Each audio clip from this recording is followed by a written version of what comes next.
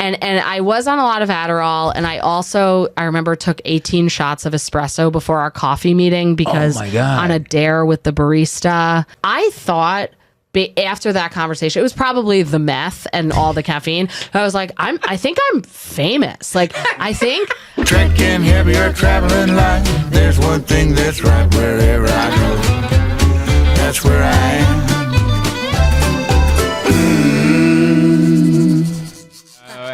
Welcome to This Week in Zoltan. I am Zoltan Kaszas this week. I am joined by Liz Glazer. Thanks so much for being on the show. thank you for having me on the show. So, did you want to start? Well, with, we were having this few things. One, I was intimidated to get into this conversation. Really? As soon as I looked up your bio, I Oh, wasn't God. before, and I did your. We did a show together at an Yeah. apartment. Yeah. And I was like, Fun. "Oh, yeah, I would love to Yeah. have her on my podcast. Yeah, yeah. And then I got the coffees, and I'm sitting Sure. over there, and I'm like, let me read up. And I read all this stuff, so cool comedy stuff. I'm like, Right. nice, that's very cool, Sure, nice. sure. And then law and like I don't know what all the terms mean, but it looked like you have a master's and stuff. Right. And then yeah. I was like, now I'm intimidated. Oh, and then I really? met up with you in the lobby, and we've been talking since we sat down, and I'm like, no longer intimidated. Oh, Back yeah. to like normal. Okay. First of all, thank you, I guess. But also, like, I live my life in a constant state of intimidation. So I really relate. But, get like, it. Yeah. I also love that, like, all the comedy things, you're like, no, I'm not intimidated about any of that. But No, it that's- was No, cool. I'm kidding. Yeah. But I am always, first of all, about any of the early stuff, like education, jobs, Yeah. blah, blah, blah. I'm always like, I get that it's impressive, but it's simultaneously not. Because all it is like, I feel, I don't know that it is evidence of any smartness necessarily. I think it's more evidence of like a kind of pressure that I succumb to coming from parents and school and whatever, that was like, these are the things that you have to do Right. in order to be worthy of love, basically. Oh, wow. And like, okay, so these were really heavy kind of. things laid on you early, and then you succeeded at them. And not even, I don't even think I succeeded in any kind of like, I can solve a Rubik's Cube puzzle in 3 seconds sort of way. Like, that's impressive. That is pretty impressive. You know what Yeah. I mean? But do you understand like the distinction that I'm drawing, where Yeah. it's like, I feel like, and I'm not saying this to get any compliment, like I really mean this. Right. Like, I feel like what I was good at was swindling admissions officers, you know? Because it's like, Still a talent of its own. sure, I suppose. fine, Yeah, fine. yeah. But it's like, I got into stuff, like I can list for every one of the schools that's impressive or the jobs that's impressive, a bunch of things that are also true that are not impressive. Okay. And so it's like, okay, I'll give you one. It's like, I taught a class. I had a tenured job teaching law school. Okay. Impressive, right? Yeah. In New York. That's also impressed. Didn't have to mind-blowing. move to the middle of nowhere. No offense. That's a character in a movie. Yeah, right. It's a really impressive But thing. I taught a class that I got a C in when I was in law school. Whoa. Yeah. They let And, you like, do it? First of all, I went to a school with hard to understand grades. Okay. Like, the grading scale, I think almost on purpose, was like intended to be hard to understand. It was from 55 for no reason to 90. Also for no reason. Okay. 55 was 0. 90 was like the highest you could get. So 90 is an A plus. Right, but no 55. one ever got a 90. Okay. Like, you would hear like lore about like, oh, there's like some justice on the 7th Circuit who like Got an A. one's Yeah. got an 86. Oh, wow. Or something All like right. that. Yeah, Okay. yeah. And so like the grades were so mysterious, and there was like a literal legend at the bottom of the report card because it was so weird, because it's like try nobody to understands explain it. Yeah. Yeah. And I remember when I first started interviewing for my professor job, which I was hired by a school that was doing this out of the box hiring strategy, Okay. where generally you hire from like a pool of people from the American Association of Law Schools. And it's like all these people who have like gone to Yale for preschool through law school. They got Okay. straight A's. They wrote an article every year that they were there, you know. Right. And I didn't have those credentials. Like I had some good credentials, but like I went to a good school. I made sure to publish a piece while I was there that was like discoverable on LexisNexis and Westlaw, which are the search tools that people use. Okay. And then a school that I would end up getting a job at was like doing this out of the box hiring strategy where they're like, well, I guess the past couple of years prior, they had not had good hiring seasons because people would go to like other schools instead.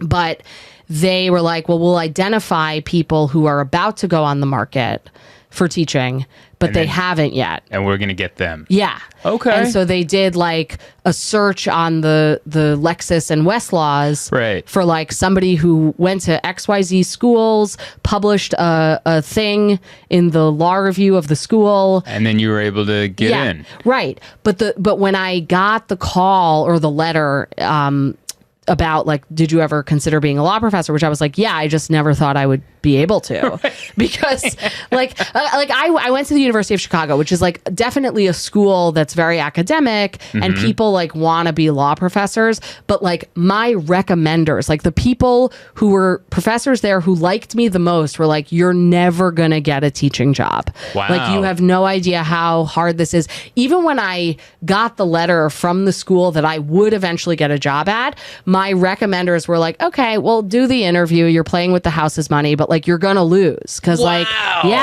they were just so brutally honest about something they were actually ended up being so wrong about. They were wrong. Adam Sandler's acting coach. Oh, is that right? Yeah, there's some famous story on YouTube. He was doing an interview where his acting coach took him out to lunch in college. He was going to NYU. Okay. And he told him he had a beer with him. Yeah. And he's like, hey, listen, this isn't for you. Yeah. Acting isn't for you. And then years later, he's like a superstar, obviously. Right. He sees this teacher at a bar with his friends, and this is the time to burn him, right? Sure. To like rub it in his face. Yeah. And he didn't. He brought him over. He goes, hey, he introduced him to all his friends. This is the only teacher that ever bought me a beer. Wow. And it was like this classy way to do it, but it was like, this is similar to like, you'll never get a teaching job. You ended up getting the teaching job they wouldn't give you. Or they thought you wouldn't get. Right. Yeah. And my intention isn't to burn the recommenders either. It's just like, I understand why they said it. And I actually think that like, you know, sometimes when someone directly says to me,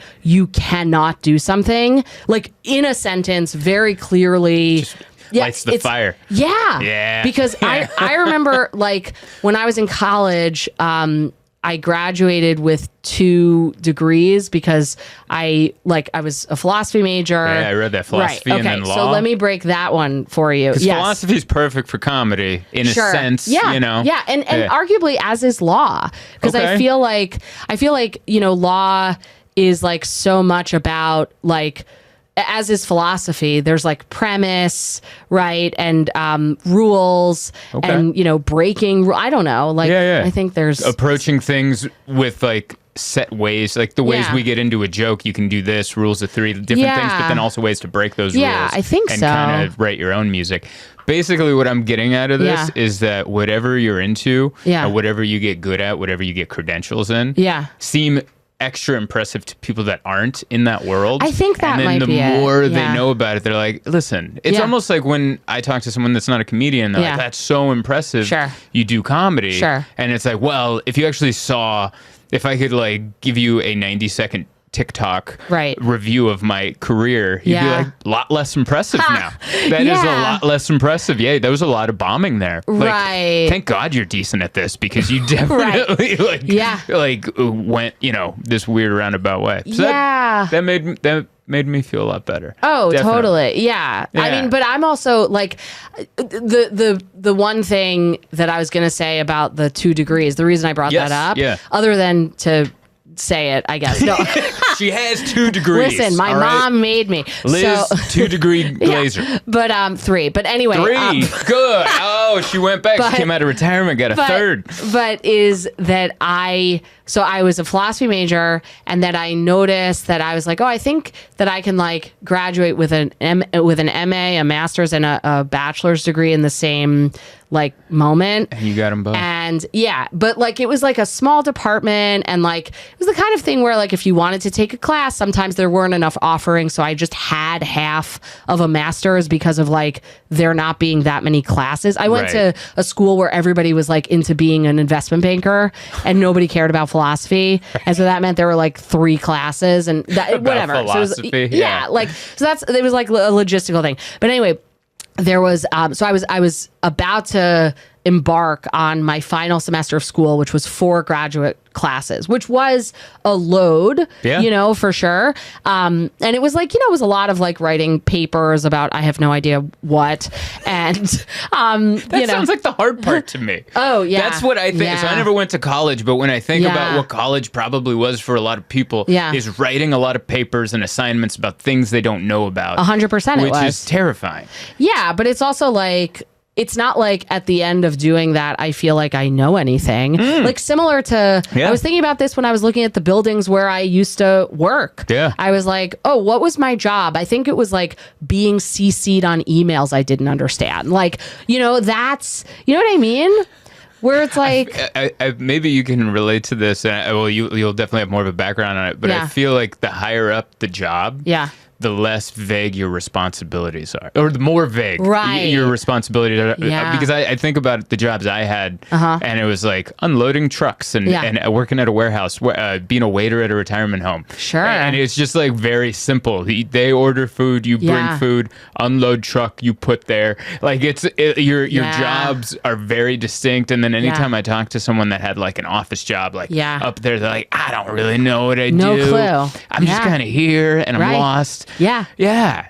That's so. I have had fantasies, and I remember having fantasies when I was like, you know, working in those offices of just like, wouldn't it be great if I understood my job? If someone was like, could you just put this there? And then I could feel at the end of a day like I did something that I understood. But like so much of it, and it's not like I do now, you know, like I think back and I'm like, it was a lot of emails. A lot of emails. Yeah. Of just, I don't know. It's interesting to think that in a big skyscraper office building that the like couple people that know exactly what they're doing are like the guy at the front desk and the janitor. Yeah. And they're like, I really know what I'm here to do. Totally. I know when I did a good job. I know when I biffed it. Right. And then everyone else is just in a constant state of, ow. No clue. Is this it? Yeah. Is this it? Yeah. Man, that is so interesting. Yeah. And then so you did that for how many years before you decided to give it all up and go stand up? Yeah. So it was, I mean, I guess like 3 years of law school. Wow. Plus 2 years of being in a firm, and then 9 years of teaching. So I'm trying to add it up. What are we at? 12, 15 years? Yeah. 9, 3, 14. 14. Of all right. like total whatever. Wow. Time. And then was there like a moment, like a pivot? Yeah. Oh, very much so. So I had just gotten tenure after like 6 years. I started teaching when I was 27. I'm 44 now. And so like 27, I start teaching. The clock for tenure is 6 years. Okay. And so 33, I got tenure. Yeah. And around that time, I don't know that it matters, but like I was visiting at another law school, which is like a thing that happens if you're, you know, in academia, is like you have a job, but then you could go for 6 months and have another job at another school and then come back and get your job. Like it's whatever. It's normal, even though it sounds weird. Yeah, it does sound weird. Yeah. It's like, I guess it's like this courtesy between schools where it's like, oh, well, we might need Zoltan for a semester, so we'll give you Liz. And it's not like it works like with a one-to-one like that. Right. But like people go on maternity leave, people go away. Okay, so you're helping like fill vacancies and then coming back. Yeah. So sometimes it's to fill a vacancy. Often it can be to fill a vacancy, and or that school where you're visiting might be looking at you. Okay. And so what happened to me was I was for sure there to fill a vacancy, and I really wanted them to be looking at me. Okay. Because I was teaching at a school that was like much higher ranked, to the extent that stuff like that matters. Yeah. You know, but like to me it was like coming from the minors and playing on the Yankees. You're you know what I mean? to the next level of your field. Right. Yeah. And like the Yankees were like, you're here because we lost a second base person. Like, make no mistake, we do not want you forever. But we're giving you a shot. Yeah. Like they're just like, you're here to teach property. And not like anybody explicitly said that to me, but like, it's this distinction that in that world, it's a look-see visit, which is like where you're being interviewed and considered, versus a podium fill, which was, you know, the other kind where it's like, we just need someone to do this class.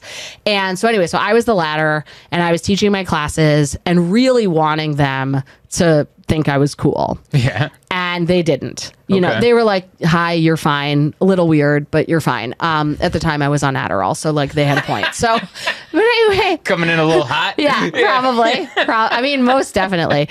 And so I went to school. The school was in Chicago, and I had been to Chicago in my life before because I went to law school there. Great city. It's such a great city. I love Chicago. Big fan. Yeah, same. And I had like lived there between law school and that point for like months at a time, whatever it was. And I knew that there was a big improv and comedy, but also improv specifically scene there. And I had friends who were like, you know, partners of people I knew in law school who were like big in improv. And I was like, I want to take an improv class. Okay. And so I started taking improv classes like through some of the time that I had spent in Chicago. And during this semester, the podium filling semester, I was like, you know, I really love this one teacher. I thought she was so brilliant. And she wasn't teaching anymore. So I wrote her a note on Facebook. I was like, I see you're not teaching. Would you do like one-on-one improv or something? Like, I just think you're a genius. And she was like, I don't know what that would mean. Right. I was trying to think of what a one-on-one improv class would look like. Not that I have much of a background. But she's like, what? Yes, but also like, you don't know what you're talking about. Yes, and this is weird. Yeah. But we met for coffee, and I was on a lot of Adderall, and I remember took 18 shots of espresso before our coffee meeting because on a dare with the barista, like I was so caffeinated, it was beyond. And so you could see colors that most people couldn't see. Yeah, 18 shots of espresso and Adderall. Yeah, it was like a lot. I was very awake. Right, yeah. Probably. Yeah, God, that's like that Bradley Cooper movie where he takes that little pill. He's like, the stock's going up tomorrow. Yeah. What is that? Limitless. Limitless. Yeah, and he keeps taking these pills. Like, put money on Xerox or like whatever. I don't forget. But so I told her that, and she's very rich now. But during the coffee meeting. Like, I mean, I don't know what I must have been. I must have seemed like I was on meth, which I was. Yeah. And I think she interpreted that as stage presence or something because she was like, I don't know what one-on-one improv might mean, but like, have you ever thought of doing stand-up? And I was like, no. And she's like, okay, well, I think you might like have something there. And she's like a very magical person. Right. And I'm very grateful to her for this conversation because it came out of absolutely nowhere. So her words meant a lot to you. I mean, in some ways at that time, kind of like when I look back on it. But at the moment, I was like, what? No, I came for this. Right. And she was like, okay, well, I'll give you 10 minutes on my show that's happening like on this day and then 2 weeks later, like two spots, 10 minutes each.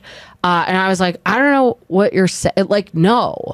And she said, she's like, I'm just telling you, a lot of people would really kill for this. Yes. And now I know that. Yeah. A 10-minute set just starting out. Yeah. Also terrifying, but also right.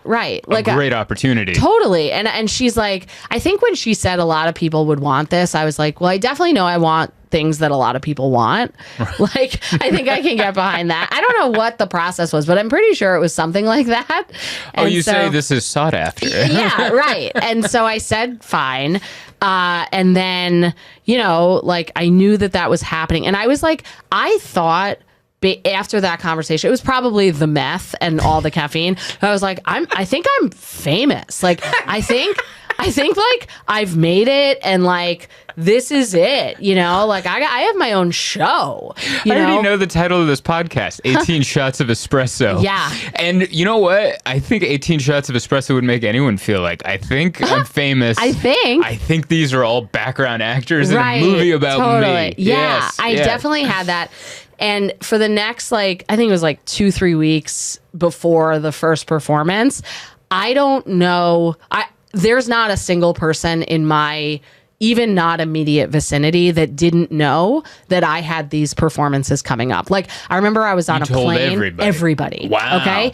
Like, I was on a plane. I did this too. Really? For my first open mic, I did this too. Wow. Yeah, but so I can relate to this aspect of it. Yeah. Like, I was on a plane and I was like telling the people who were sitting around me, and I'm getting off the plane. I didn't do that, but I told people I knew. I wasn't going up to strangers going, no, I was. I get off this plane and somebody gives me a note. I remember her name was Tessa because she wrote it on the note. She's like, "Dear Liz, I wish you so much luck on your show.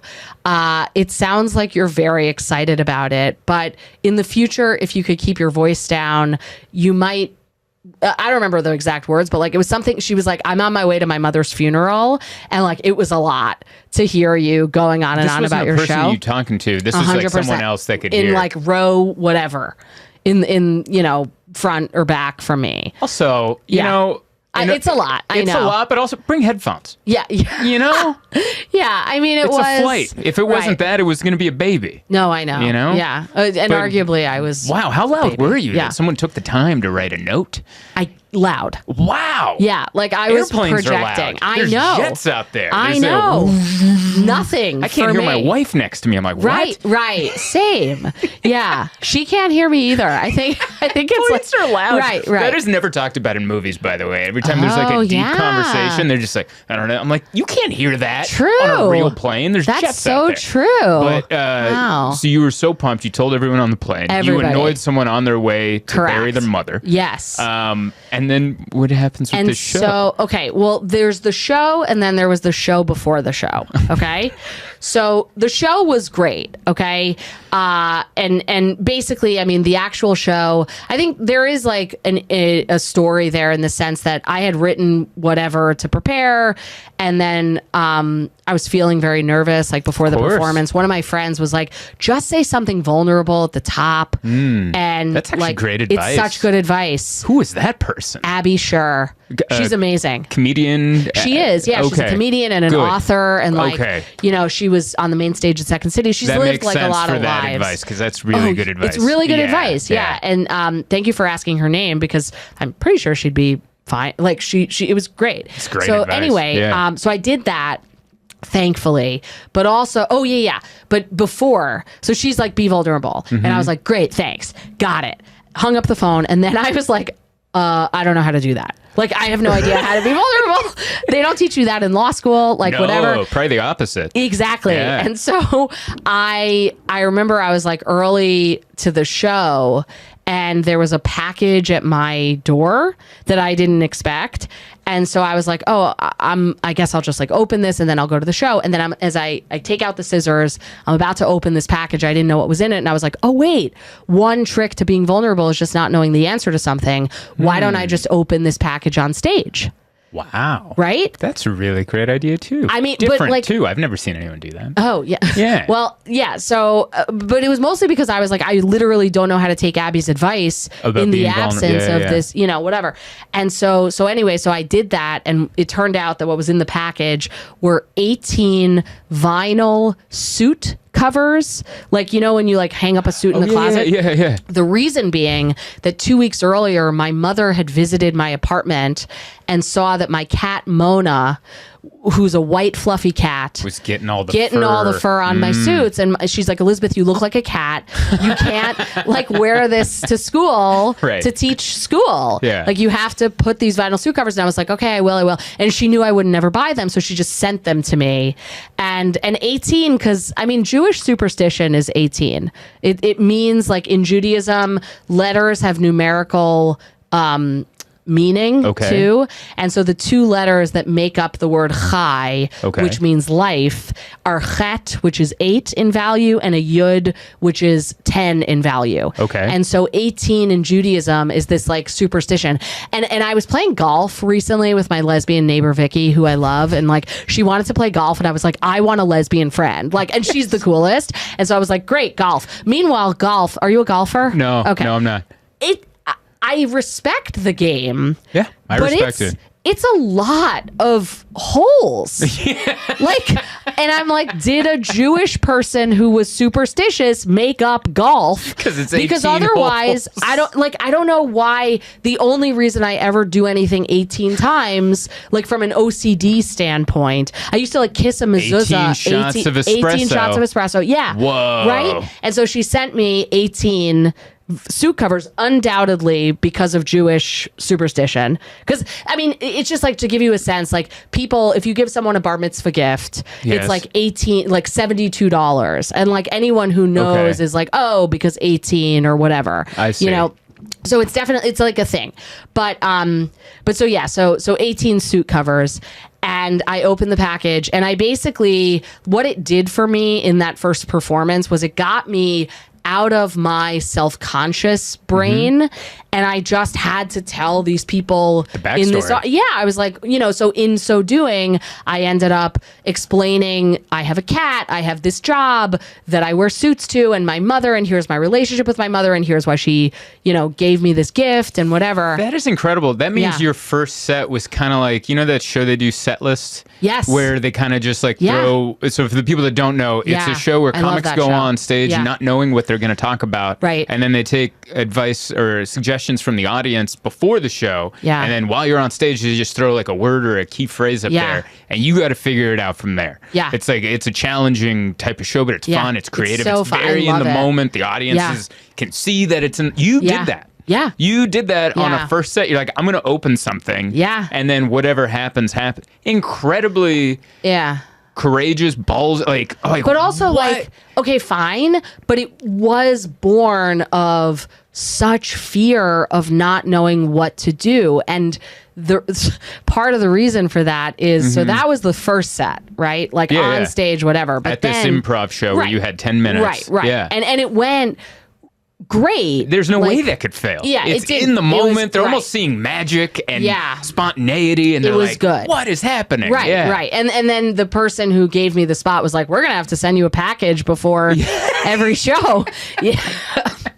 But the thing that happened before that was like the show before the show. Okay. So for that, like, as I said, I was telling anyone I didn't even know about. I'm doing this. Yeah. So excited. I mean, I was like, whether it was from caffeine, meth, Adderall, whatever. And when I say meth, I mean Adderall. It wasn't like I was it wasn't doing meth. extra meth. Yeah. It was legal meth. Yeah, like, because I had an Adderall prescription, which I took as like a jumping off point to like what I actually wanted to take. And so I was like pretty awake and excited for other reasons. So I was even more awake. I was just like manic and whatever. And so all my students knew as well. So you told all of them. You're like, I'm doing this thing. There was no one who didn't know. Okay. Wow. And so there was a day, and this was in March in Chicago, which is relevant because it was like a day that there was a lot of snow. Okay. If we remember snow. And it was like one of those days where it was like a snow day, but not yet.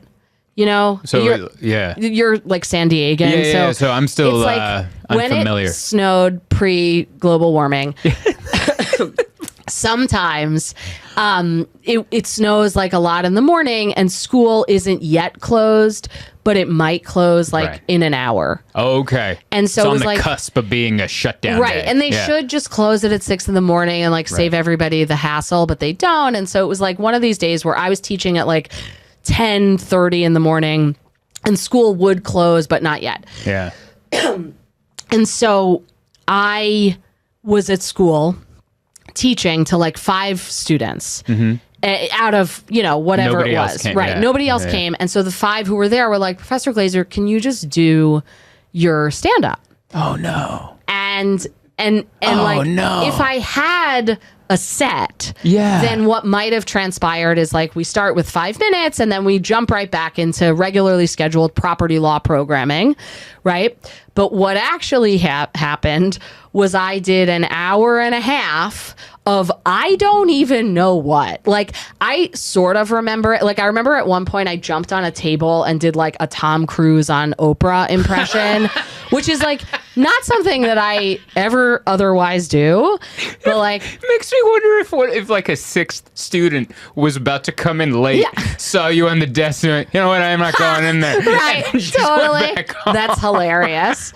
So that happened. I remember, like, you know, and sometimes like in a I don't know, like a school environment or a corporate environment, somebody might have, like, they have like a laptop and then it's attached to a screen where there's a PowerPoint. Yeah. And like generally, I would say 99.9 times out of 100, the reason for that is that a person has a PowerPoint presentation and it's already loaded and they're going to like present it.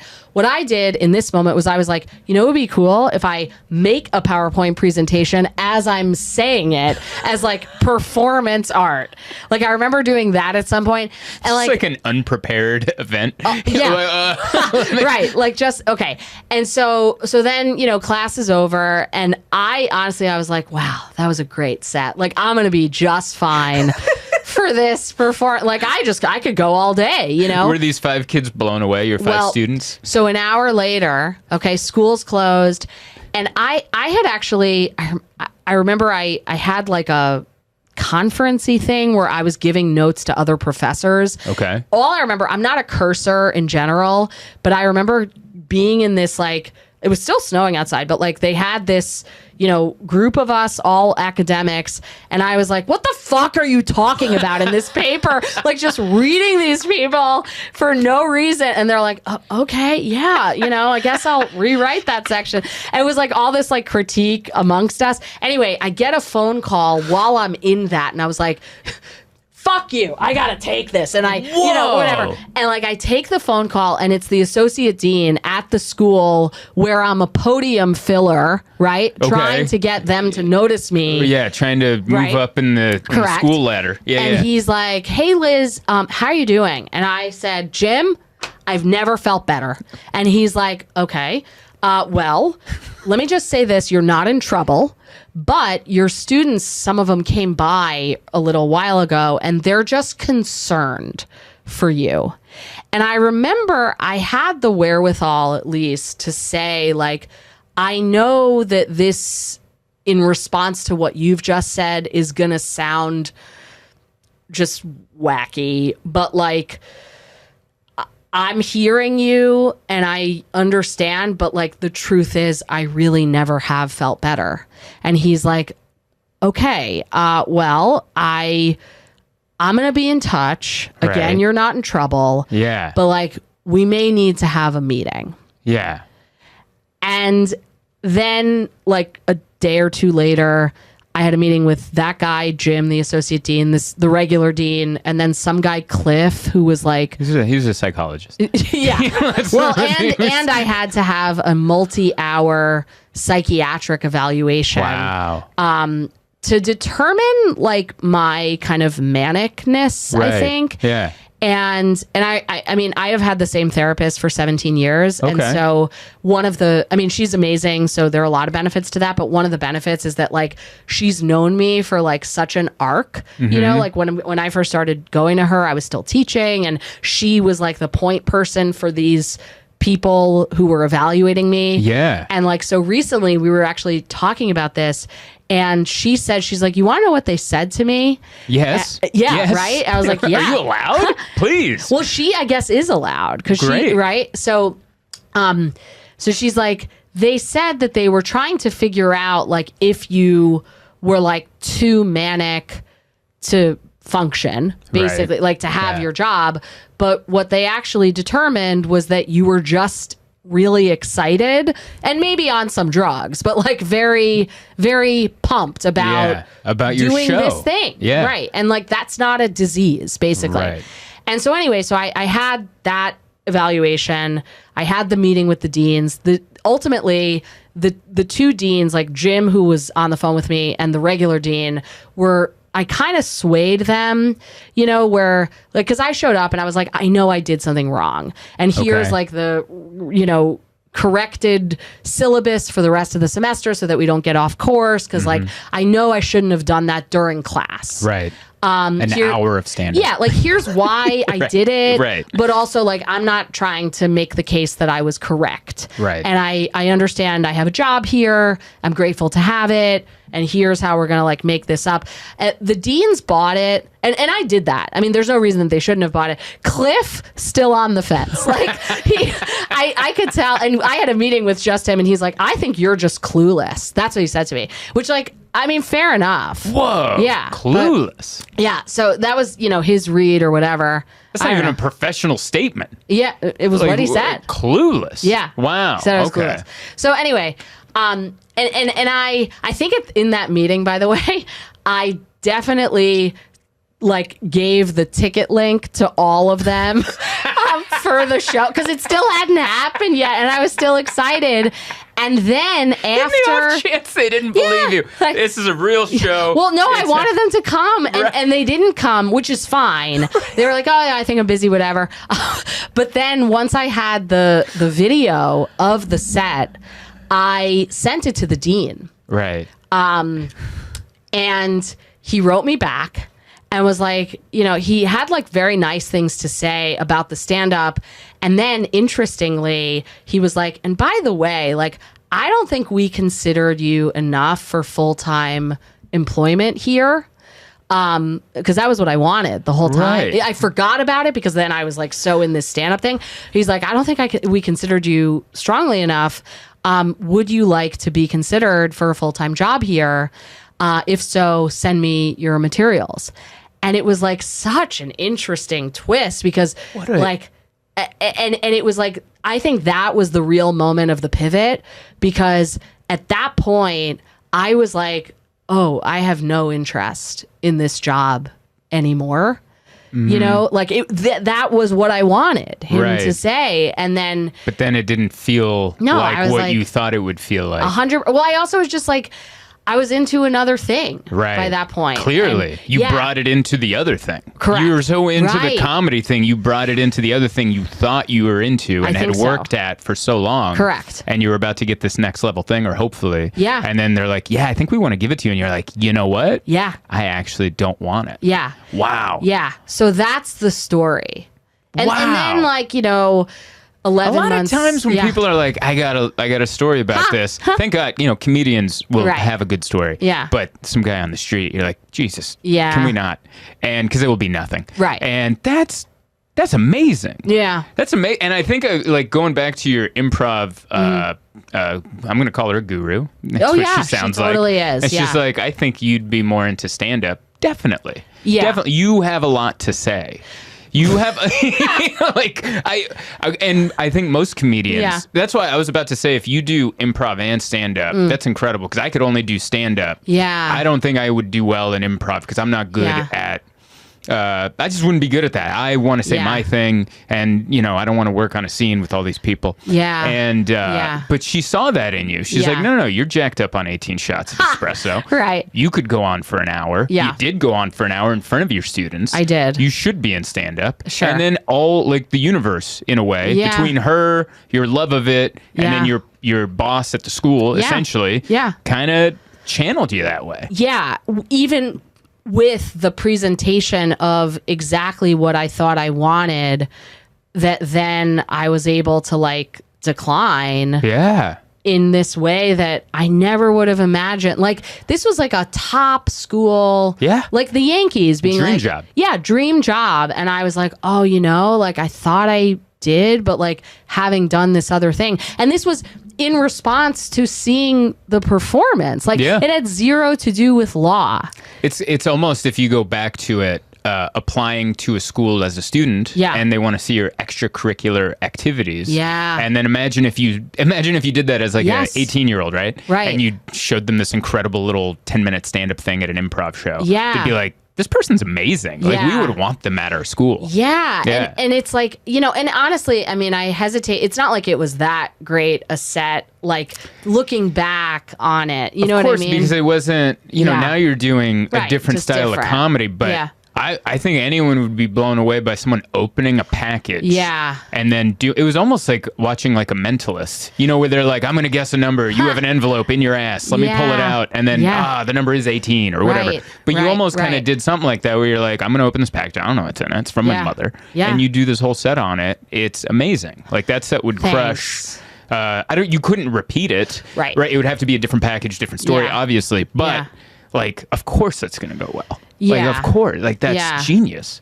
Yeah. Thanks. Yeah. But I mean, it all was very much like born of, I don't know what else to do, you know? Right. And so, and I say that like, I never said the thing that the guy said to me about not getting the 2 degrees, which was, I think how we started. Yeah. Which, because I was talking about like people saying stuff that's like directly negative. Right. But what he said, so I was like getting these 2 degrees and he said, you're never going to graduate. It was like some guy in my same year of school. Okay. He's like, you're not going to graduate. And it was such a bold, mean, negative thing for someone to say to another person. And I guess like, I mean, in response, I did graduate. I thought of him specifically a lot. And like, I think that like anything impressive that I've done, I don't mean to cut it down by saying, you know, stories like this. Like, it's not that it wasn't a great set, but it also like, it came from such fear. Like I was like crippled in fear, like paralyzed at home before I called Abby. And then she says the vulnerable thing. And then I just happened to find the package, you know? And it's like, it's, you know, I mean, that's not true for the graduating. Like I did the papers and whatever it was, but like, you did the work. Yeah. But it's like, I think a lot about that, like in comedy now, where it's like, you know, whenever someone's like, you're not gonna do this, you know, like, cause there's a lot of, what do I call? You know, when you get picked for things. Yeah. Whatever it is, just for laughs or a showcase or something, you get picked for that. So anytime you have a gatekeeper type situation. Right. And I haven't like busted through those, you know, in general. I've had like a few moments where like same, but anyone important doesn't pick me. It's like the ones that were like, I guess I'll take that. Those are the ones I kind of get into. Well, but like I know some of yours, and some of yours are ones that I perceive to be like, oh well, I would love to get picked for that, you know? And it's all in perception of who you're looking at, which we shouldn't do anyway. We shouldn't compare ourselves to anybody else, but I do that. I'm like, oh yeah, I don't get any of the stuff that person gets. I get these things, but there's always someone else going, well, I would like the things you're doing. And it's just a chain that goes on. I know. And it's like, so anyway, I don't know what the point of that is that I was saying specifically, but like, it's just, I guess like I do feel fortunate to have not the experiences like in the sense of accolades before, but all the like, cause that world of especially legal academia and stand up in the sense of like, oh, there's only a few who make it kind of mentality. In both of those situations, it's very much that. And you used fear as a motivator. I think. Yeah. Afraid to do the 10-minute set, right? Broke down, crippled, calling, going, how do I? Blah, blah. And then vulnerability, the school stuff, you're never going to graduate. You're not going to get this job.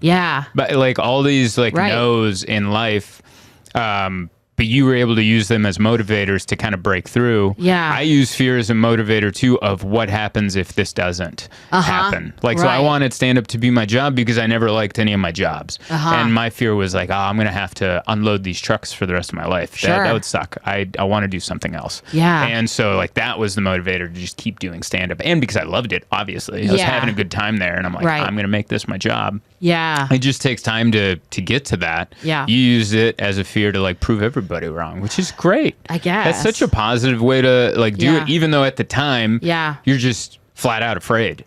You're like, this is scary. These people are saying no, but I guess I'm doing it anyway.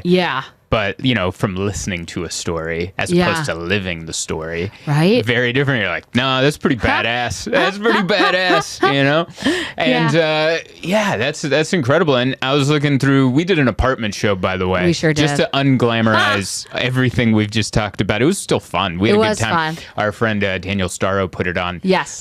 It was actually one of my first sets after moving here. Oh, really? I think it was like one of my early sets, and I went. It was this stuffy little apartment in Manhattan somewhere. There's no air conditioning. I remember this. There was some. And this is the exact thing about like this room. You telling the story about opening the package and just talking about that. You were on stage. You were in front of the living room in front of these like 15 or 20 people. It was in the threshold between the living room and the kitchen. Yeah. And there was one bedroom door behind you. Closed.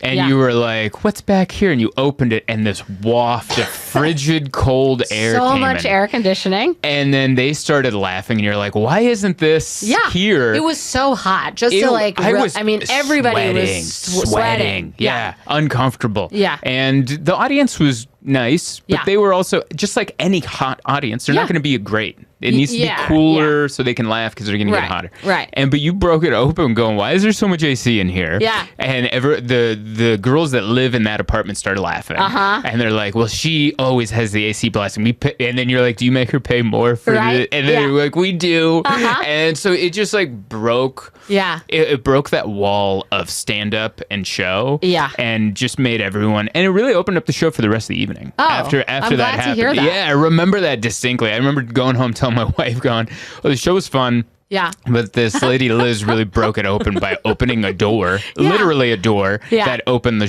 door to the show, and then everyone had a great time after. Thank you, Zoltan. That's very, very kind of you. And it was such a genuinely hilarious moment to me as a person standing in that apartment for as long as we were.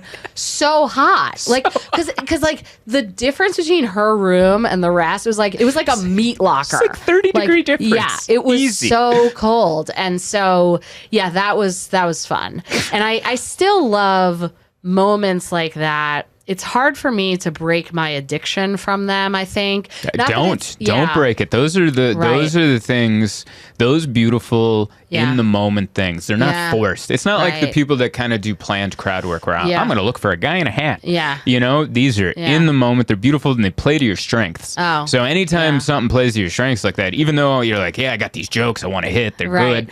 Right. You'll get to them. Yeah. But don't let these moments pass up because they're beautiful moments. Yeah, that's true. Yeah. I just I don't know. I'm right now in a moment. I got a note from a gatekeeper of sorts that was like, we love her. We want you to go deeper. Okay. And so I'm wrestling with that as a note, because if somebody gives me a note, like in the same way that all these stories, like somebody says something, like I will take that note and like not run with it like I will hike with it. I will, just live my entire existence like trying to incorporate it. Mm-hmm. And I feel like I am a deep person in the sense that like I'm willing to have whatever conversations. I think sometimes what happens to me when I'm doing a set, especially when I'm showcasing at a club where I want to, I don't know, be liked and, of course, regularly booked and whatever it is,